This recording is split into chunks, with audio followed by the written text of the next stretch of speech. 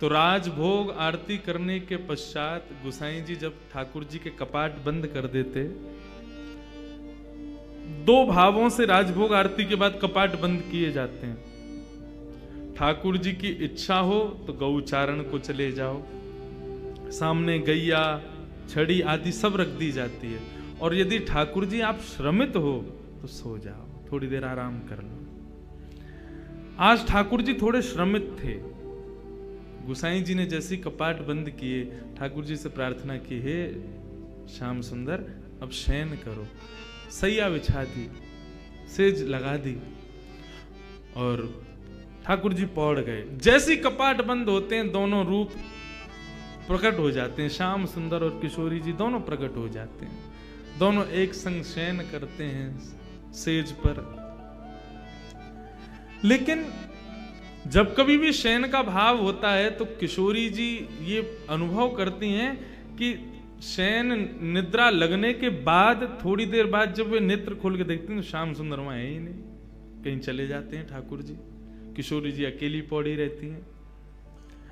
आज भी किशोरी जी को पता था कि नित्य श्याम सुंदर कहीं ना कहीं जाते हैं, आज मैं इनके संग जाऊंगी, कहां जाते हैं ये। आज जैसे ही पौढ़े दोनों और ठाकुर जी नेत्र बंद करके यूं दिखावे कि मैं सो रहा हूं। किशोरी जी ने भी आज नाटक कियो सोवे को। जैसे ही कन्हैया ने देखी कि किशोरी जी सो गई तो उठ करके ठाकुर जी सहज है करके जैसे ही चलवे लगे, किशोरी जी उठ के बैठ गई। कहां जा रहे हो? पीछे देखी श्याम सुंदर ने प्रणाम किया, बोले किशोरी जी आप विराजो, आप शयन करो, मैं अभी आऊं। बोले अभी की नहीं, आप रोज कहीं ना कहीं जाओ। कहां जाओ मुझको सही सही बताओ। ठाकुर जी बोले एक भक्त है वासो मिलवे जाऊं मैं। कौन सा भक्त? बोले आपको स्मृति में हो तो निवृत्त निकुंज की लीला में जब हम दोनों रमण कर रहे थे तब एक मेरो प्रिय भक्त उद्धव मेरे दर्शन के काजे आयो। ललिता विशाखा दोनों ने वासे मना करी कि निवृत्त निकुंज में दोनों श्यामा श्याम लीला कर रहे हैं, भीतर प्रवेश मत करियो उद्धव, भीतर हम लोगों को भी प्रवेश नहीं है तो तुम तो बिल्कुल ही मत करना। लेकिन उद्धव ने उनकी बात नहीं मानी और उद्धव भीतर प्रवेश कर गए। तो जैसे उद्धव प्रवेश किए तो ललिता विशाखा में से किसी एक ने श्री उद्धव जी को श्राप दे दिया, तुम हट करके भीतर जा रहे हो ना, हमारी बात नहीं मान रहे हो, निवृत्त निकुंज है, यहाँ पे कोई प्रवेश नहीं कर सकता, केवल श्याम सुंदर और किशोरी जी रहते हैं, लेकिन तुम हट पूर्वक भीतर प्रवेश कर रहे हो, हम श्राप देती हैं तुम नेत्रहीन हो जाओ, तुमको भीतर कुछ नहीं दिखेगा। भीतर जब उद्धव जी पहुंचे कुछ नहीं दिखा। ठाकुर जी बोल रहे हैं अरे उद्धव तुम कैसे आए, आओ विराजो। उद्धव जी बोले लाल जी आप कहां हो? बोले मैं यहीं तुम्हारे सामने बैठा हूं। उद्धव जी बोले लेकिन मुंह को दिख तो नहीं रहे भगवान। किशोरी जी बोली अरे उद्धव ने ध्यान से देखो, हम सामने ही तो बैठे हैं तुम्हारे। उद्धव जी ने खूब प्रयास किया लेकिन ठाकुर जी नहीं दिखे। यमुना जल से जाकर के नेत्रन को प्रक्षालन किया लेकिन फिर भी ठाकुर जी को दर्शन नहीं भयो। तब ठाकुर जी उद्धव जी को लेके बाहर आए, विशाखा से पूछी उद्धव को दर्शन क्यों नहीं है रहे? तब विशाखा ने बताई कि हमने श्राप दिया है, निवृत्त निकुंज में बिना आज्ञा के प्रवेश कर रहे थे इसलिए श्राप किया है कि ये देख नहीं पाएंगे। उद्धव जी चरणन में गिर गए, भगवान मैं आपके दर्शन के बिना कैसे जीऊंगा? ठाकुर जी बोले उद्धव तुम चिंता मत करो, अब कलिकाल में मैं और किशोरी जी दोनों धराधाम पर लीला के लिए विराजेंगे और वह लीला को दर्शन सबको नए हुए करेगो, कछु प्रेमी जनन को ही हुए करेगो, उन प्रेमीन में तुम अग्रगण्य होगे और तुम मेरे प्रिय भक्त सूरदास बन करके इस धराधाम पर विराजोगे। और श्री उद्धव जी महाराज ही सूरदास जी के रूप में पधारे। जा दिन से सूरदास जी शरणागत भय श्रीमद वल्लभाचार्य जी के, वादिन से नित्य राजभोग के बाद ठाकुर जी छलांग के चले जाएं और सूरदास की कुटिया में बैठ कर के वहां पर सूरदास के सुंदर भावन को श्रवण करें। मेरो प्रिय उद्धव है। ठाकुर जी बोले मैं वहीं जा रहा हूं। किशोरी जी बोली मैं भी चलूंगी संग में, आप अकेले नहीं जाओगे, और यदि आप अकेले गए मोकू नहीं लेके गए संग में तो मैं आज गोसाई जी से आपकी शिकायत कर दूंगी। ठाकुर जी जब घर में विराजते हैं ना, सेवा में विराजते हैं, अपने अर्चक से थोड़ा भय खाते हैं। मेरी तो खूब लड़ाई हो गया मेरे लाल जी से, कभी श्रृंगार में अगर विक्षेप है रहे हो, कोई और बात हो, मैं तो डांट फटकार दूं खूब। अरे तो नेह भी तो लड़ा रहे हैं, तो डांटवे को अधिकार भी वही को है जो प्रेम से चर्चा करे। हम सुख को विचार करें, यही मारे डांटे। माता पिता ऐसे ही बोलते हैं, तेरो भलो चामे, या हमारे डांट रहे हैं। ऐसे हम भी आपके सुख को विचार करें, यही मारे डांटे। काउ दिन ठाकुर जी यदि तैयार ना हो, मैं काउ दिन मुकुट उठा उठा के फेंकें। तो देखो, ठाकुर जी की सेवा में 2-3 विषयों का भाव रखना है। ये जो मूर्छल आरती के समय होती है ना, चंवर तो होती है कि कोई अला बला लाल जी को नहीं लगे। मोरछड़ क्यों होती है? मोरछड़ के भीतर जो मयूर पंख हैं, जब वो हिलते हैं तो ठाकुर जी उनको देखने में व्यस्त हो जाते हैं और यशोदा मैया इतने में आरती कर देती है। नहीं तो छोटे बालक की मैया जब नजर उतारे तो बालक कहाँ रुके, कभी यहां भागे कभी वहां भागे। ये हमारे मोरछड़ को भाव है, ताकि ठाकुर जी को ध्यान वाक की तरफ केंद्रित रहे, ठाकुर जी मुस्कुराते रहे और यशोदा मैया उनकी आरती करते। ऐसे ही प्रत्येक भाव में जब श्रृंगार करते हैं तो ठाकुर जी के सन्मुख कुछ भोजन के पदार्थ रख दो, कुछ खिलौना रख दो। हमारे बाल भाव में ऐसी सेवा है, ठाकुर जी के पास में कुछ खिलौना रख दो, कुछ भोजन के पदार्थ रख दो, फिर श्रृंगार करो। क्यों? ठाकुर जी फिर श्रृंगार गिरेंगे नहीं अपना। ये जो बार बार मुकुट गिरे, बार बार माला गिरे, ये सब नहीं होगा। ठाकुर जी सहज श्रृंगार करवा लेते हैं। लेकिन कई बार ऐसा होता है कि खूब सारे खिलौने धर दिए, खूब सामग्री धर दी, लेकिन ठाकुर जी फिर भी श्रृंगार गिर दें। ठाकुर जी पता चल जाए ये सब मेरे ध्यान भटकावे के काज है। तू तो मोर पंख लगा के मुकुट धरा के चलो जाए, पूरे दिन मेरे सर में कितनो दर्द हुआ तो क्या पता, उठा उठा के फेंके फिरवाए। तब कहा करें, लाल जी के सामने धर दूं सब सामान, न है तैयार न होनो तैयार, ठीक है, ऐसे ही खड़ो कर दूंगा नंगो धरंगो। सबरे दर्शनार्थी आवेंगे, आकर के जैसे ही देखेंगे फिर तुम्हारी ही निंदा होगी। सबरे फोटो खींच खींच के ले जाएंगे, लंगोटी में खड़े रहेंगे, सब जगह डाल देंगे, फेसबुक इंस्टाग्राम पे सब देखेंगे, इंद्रेश जी के ठाकुर जी देखो लंगोटी में खड़े हैं। मैंने कि एक बार और प्रयास कर रहा हूं, तैयार हो जाओ। और वास्तव में जैसे प्रयास करें ठाकुर जी फिर से तैयार हो गए। यदि इस भाव से कभी कभी ठाकुर जी को डांटा भी जाए ना, कोई दोष नहीं, ये भी तो प्रेम है। प्रेम करने वाला ही तो डांट सकता है, प्रेम करने वाला ही तो तेज आवाज में बोल सकता है। किशोरी जी बोली, मैं गुसाई जी से शिकायत कर दूंगी तुम्हारी।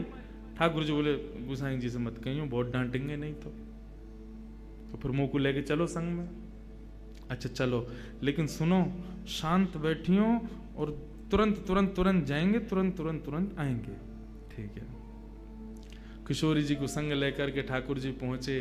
कुटिया में सूरदास जी बैठे और सूरदास जी बैठ करके सुंदर ठाकुर जी के भाव गा रहे हैं। कौन कुटिल खल कामी मोसम, कौन कुटिल खल कामी मोसम, कौन कुटिल खल कामी मोसम, कौन कुटिल खल कामी, जो तन दियो ताहि बिसरायो, जो तन दियो ताहि बिसरायो,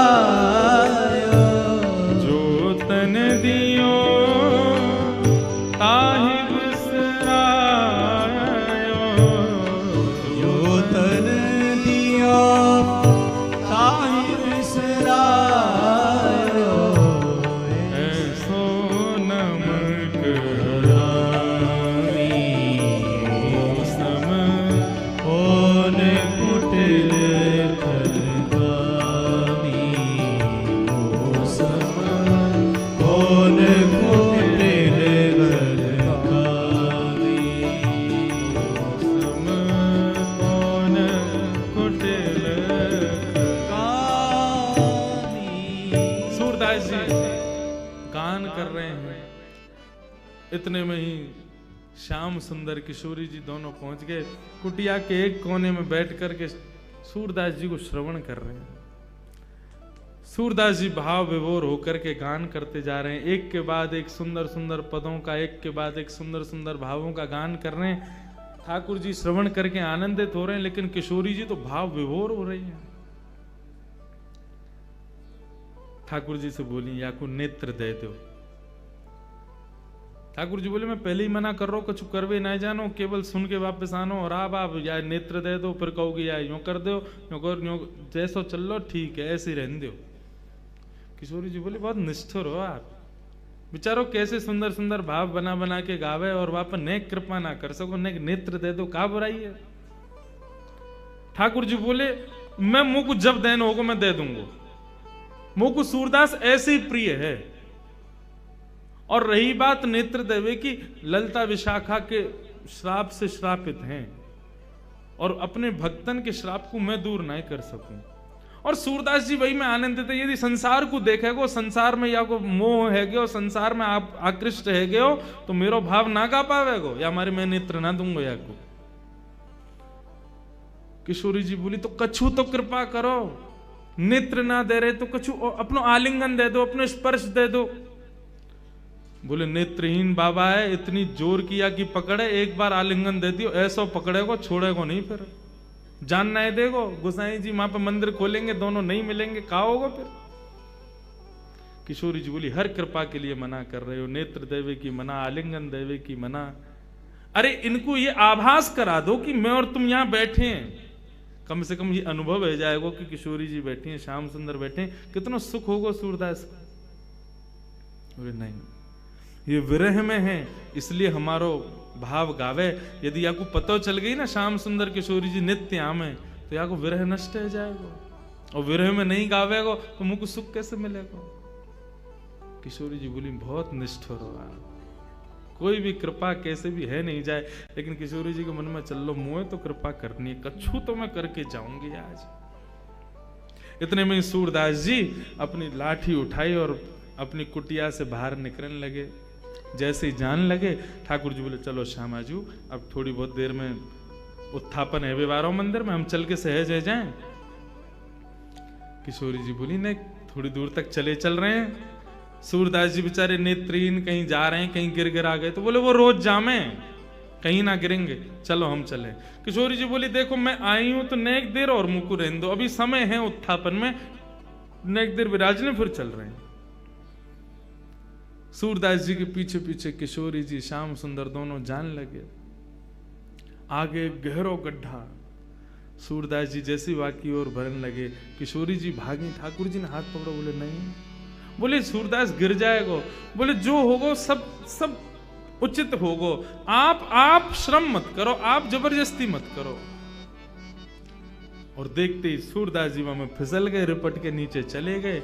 अब जैसे ही नीचे गिरे तो ठाकुर जी ने किशोरी जी पकड़ी, बोले, अब चलो यहाँ से, क्योंकि ये मदद के काज चिल्लावेंगे, लोग बाग आमेंगे, हमें देख लेंगे तो बवा ले जाएगा, हमें जाके उत्थापन में दर्शन देना है।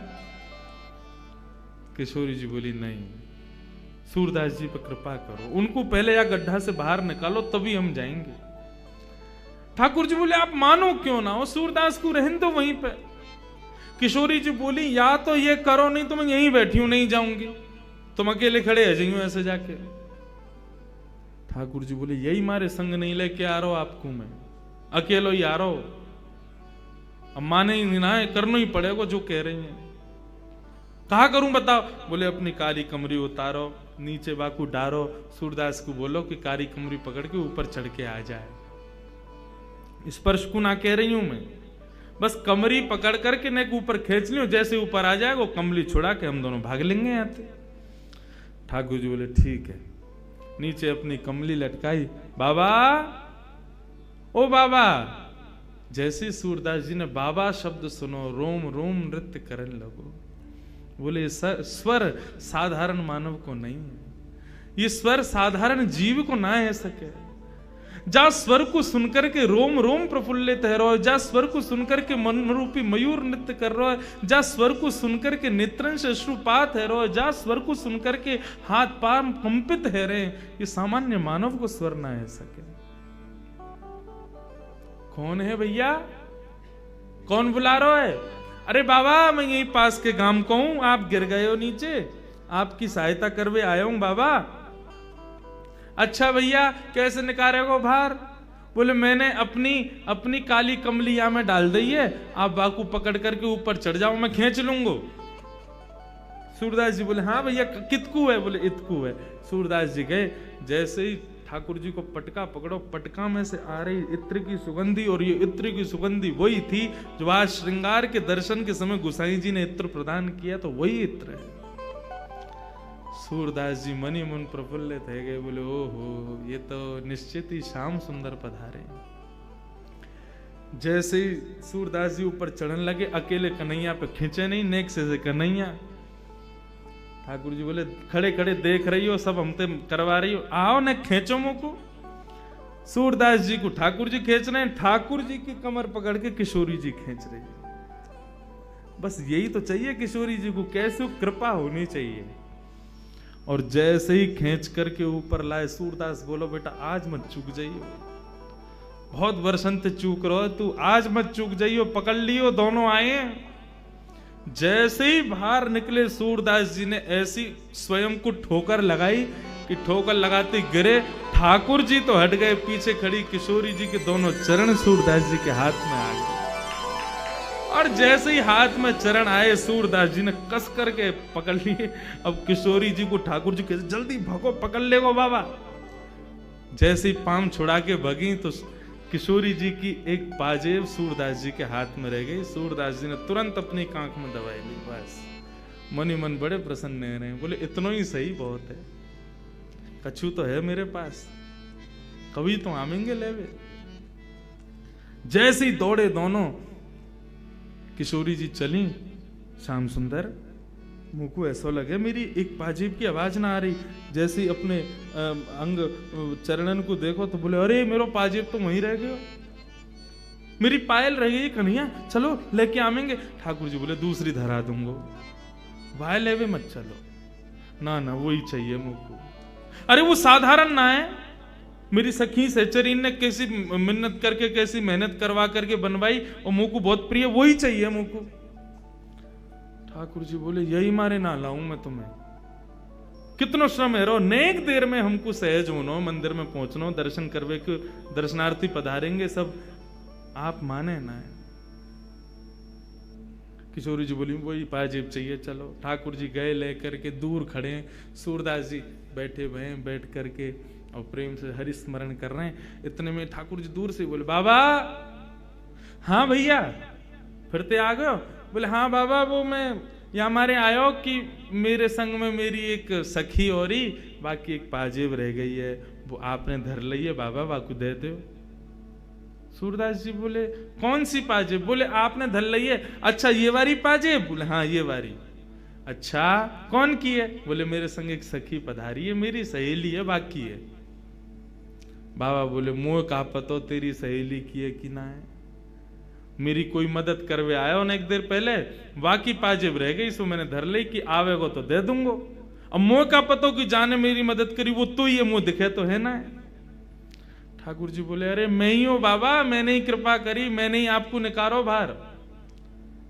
सूरदास जी बोले मैं ना मानू भैया, कहीं मैंने पाजेब दे दी और जाने मेरी सहायता करी, कहीं वो आगो तो और वो कहे कि मेरी पाजेब दो, तो मैं तो दुबधाम पड़ जाऊंगा, मुझे तो पतो ही ना है कौन की है। बोले बाबा सब छोड़ो, यूं बताओ कैसे दोगे? बोले ऐसे दूंगो, एक पाजेब मेरे पास है, एक तुम्हारे पास होगी।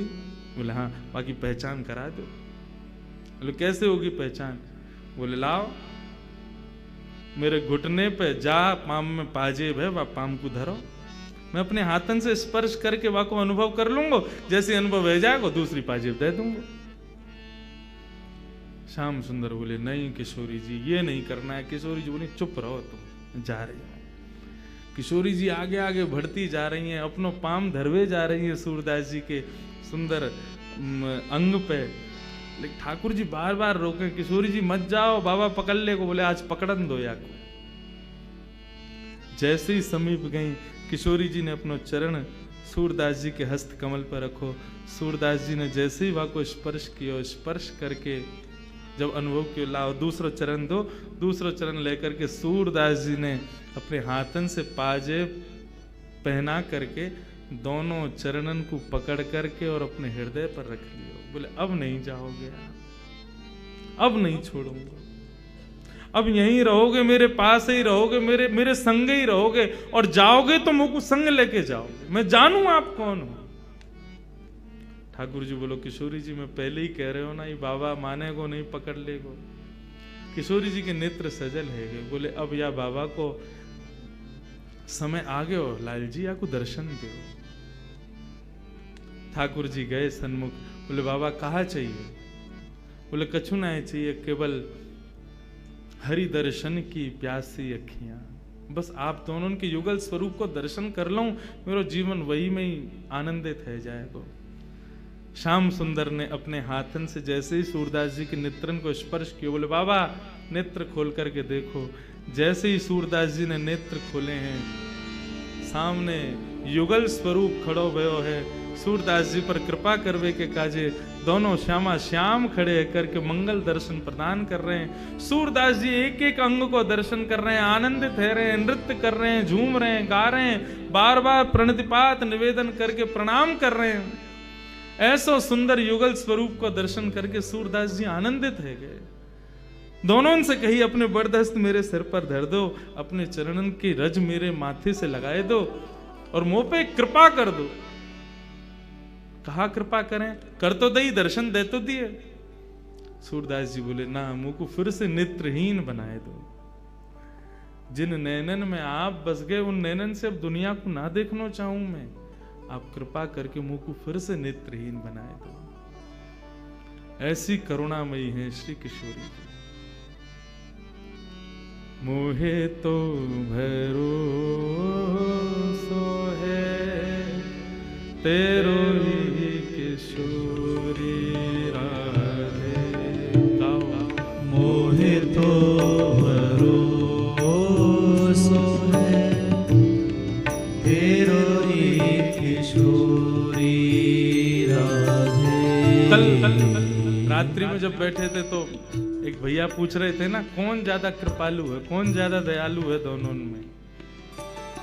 तब तो मैं कह रहे हो कि ठाकुर जी दयालु हैं, लेकिन हार मानी हमने अपनी। किशोरी जी से बड़ो दयालु कोई नहीं। ठाकुर जी भी एक बार को विचार करें, मेरे दर्शन में विलंब है जाएगा, मेरे गुसाई जी नाराज है जाएंगे, मुँह तो वो यूं है जाएगा। लेकिन किशोरी जी और कोई की परवाह ना करें, जहाँ पे कृपा करनी है सो कृपा करनी है। अब वहां से दर्शन में विलंब हो, गुसाई जी नाराज हो, दुनिया उलट पुलट रह जाए, चाहे ब्रह्मांड नष्ट रह जाए, लेकिन अपने किसी वैष्णव भक्त पर कृपा करनी है तो किशोरी जी विचार नहीं करती। किशोरी जी तुरंत कृपा करें। मोहे तो भरोसो है तेरो रे किशोरी राधे। मोहे तो भरोसो है तेरो रे किशोरी। अष्ट सखाओं की आप समस्त पदावलियों को पढ़ना, हर अष्ट सखा के भाव को पढ़ना, उनके प्रारंभिक पद से लेकर के अंतिम पद तक पढ़ना। चाहे सूरदास, कुंभनदास, गोविंद स्वामी, छीत स्वामी, सबके पद पढ़ना। सबने अपने संपूर्ण जीवन में ठाकुर जी के रूप का वर्णन किया, ठाकुर जी की दया का वर्णन किया, ठाकुर जी के भाव का वर्णन किया। लेकिन जब आठों सखा अपने जीवन के परायण पर आए, उसके अंत पर आए, तब उनसे जब पूछा गया कि आपको जीवन अब ठाकुर जी के चरणन में विलीन है, व्यवहारो है, अपने मुख से अपनो अंतिम पद तो कछु दे के जाओ, अपनो अंतिम भाव कह के जाओ। तो आठों सखाओं ने अपने अंतिम भाव में श्री किशोरी जी को प्रणाम किया, श्री लाडली जी को प्रणाम किया, उन्हीं का वर्णन करते हुए अपने भाव को विश्राम दिया। क्योंकि आठों जानते हैं कि कृपामयी तो वही है, करुणामयी तो वही है, वही करुणा करेंगी, वही कृपा करेंगी। मोहे तो भरोसो है तेरो री किशोरी राधे। मोहे तो भरोसो है तेरो रे किशोरी राधे। मुक्ति भुक्ति नामागत केवल, मुक्ति भुक्ति नामागत केवल, मुक्ति भुक्ति नामागत केवल, मुक्ति भुक्ति नामागत केवल। अपनो जान संभालो किशोरी राधे। अपनो जान संभारो किशोरी राधे। बंधु, मुक्ति भुक्ति नहीं चाहिए। किशोरी जी के मन में केवल, किशोरी जी को केवल इतना पता हो, कितना पता हो कि वृंदावन में गिरधर लाल जी की सेवा होवे। अच्छा, कौन करे वह सेवा को? बोले इंद्रेश नाम को एक कथा को छोटा सा वक्ता है, वो करे। यदि उनके जहन में इतना भी आ गया ना कि कोई इंद्रेश नाम को एक छोरा है, वो सेवा करे, हमारो कल्याण तो वही थे है जानो है। हमें इतना ही है जाए कि हाँ उनको पता हो कि मेरो नाम का है। लोग कहते हैं आप क्यों बार बार ठाकुर जी का नाम जप करते हो, क्यों ठाकुर जी का स्मरण करते हो? हम ठाकुर जी को स्मरण या मारे करें क्योंकि हमारे फोन पर बार बार यदि कोई मिस कॉल मारे तो हम ट्रू कॉलर पर जाके चेक करें, भाई कौन है ये दिन भर मिस कॉल मारते रहे, वहां को नाम आ जाए फलानो फलानो नाम है, अच्छा ये है, ये रोज रोज फोन करे। ऐसे हम रोज रोज किशोरी जी को याद करें तो किशोरी जी के पास में संकेत पहुंचता, कौन है रोज रोज याद करे? बोले नागपुर में राधा निवास में एक फलाने नाम को व्यक्ति है, वो याद करे आपको। किशोरी जी वहां पे ज्यादा प्रसन्न भी ना हो, अच्छा तो वो है ये, बोले अच्छा, बस इतना एक बार स्मरण करके जीवन में कभी देखें भी नहीं, हम पे तो एक बार में ही कृपा है जाएगी, एक बार उनके जहन में नाम पहुंच जाए, बस उन्हें पता चल जाए कि हम कोई हैं। मुक्ति भुक्ति ना मांगत केवल, मुक्ति भुक्ति ना मांगत केवल, अपनो जान संभालो किशोरी राधे। अपनो जान संभारो किशोरी राधे। मोहे तो भरोसो है तेरो रे किशोरी राधे। मोहे तो भरोसो है तेरो रे किशोरी राधे। ओ मोहे तो भरोसो है तेरो रे किशोरी राधे। मोहे तो भरोसो है तेरो री किशोरी राधे। मोहे